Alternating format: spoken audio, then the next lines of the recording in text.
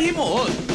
Makagaan sa buot. Balitang pinasahi. Katuhuan dili apan tinuod. Balitang Espesyal.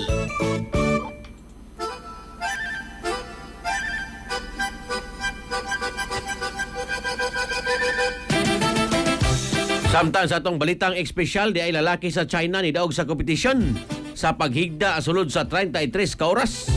Atong sayron pinagi sa report ni katropang Reeboks.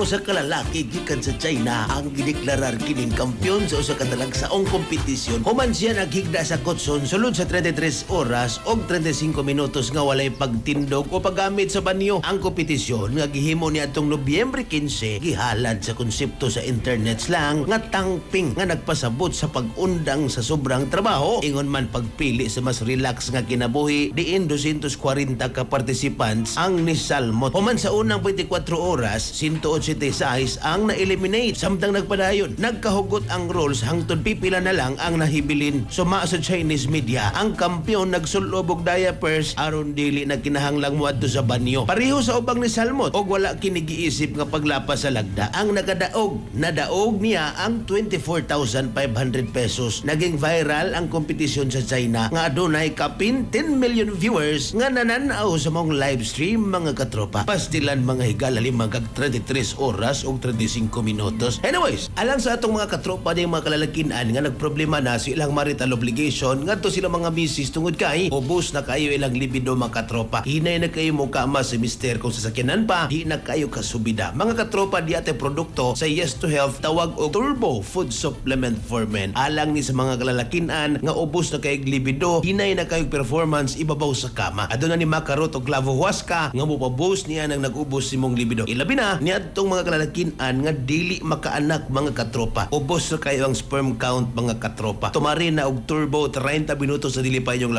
labing kisigurado gyud nga makaanak na gyud ka o mutaas ang imong libido. 30 minutos sa dili pa imong inyong labing pag turbo na kaysa turbo wag gas ang lakas. Alang sa nakahiusag Pilipino para sa Pilipinas, ako si katropang Reeboks alang sa balitang espesyal.